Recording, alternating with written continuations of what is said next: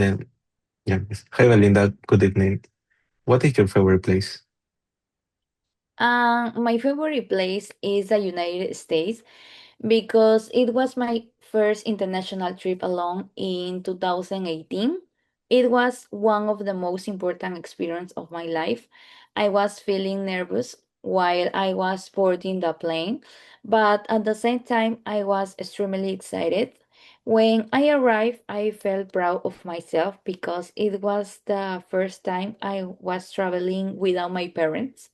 This country is very special to me because all my dad's family lives there. Every time I visit, I spend time with them and create new memories. I have visited several cities, but what I enjoy the most is downtown. The downtown area has taller and more modern buildings than many places in Peru. The architecture is impressive and the city feels more dynamic and multicultural. There is a mixture of cultures because many Latino immigrants live there, so I can hear Spanish and English everywhere, and that makes me feel at home, at least even though I I am far from Peru. When I am there, I see the skyscrapers, bring lights and busy street. I hear different languages, music from cars, and the sound of traffic. I smell food from different countries, especially Cuba and Peruvian food. I feel inspired and independent. In my opinion, it is one of the most diverse and vibrant places I have ever experienced. Another unforgettable experience was going twice to a concert of The Weeknd, who is my favorite artist. Both concerts were the best shows I ever have attended. While he was singing my favorite songs, I was singing and feeling emotional. I have never felt so connected to music before. And why is this place so important to me? Maybe you say that. Because it represents Mhm. growth, family, and dreams. It is not just a country, and it is the place where I discover how strong and dependent I can be. And what about you? What is your favorite place? Well, my favorite place is my grandmother's house in Comas. It was a two-story house. For me, it was the most important place in my childhood.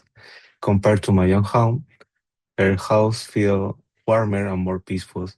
I used to visit her almost every weekend when I was a child. The house had a living room, a kitchen, a bedrooms upstairs.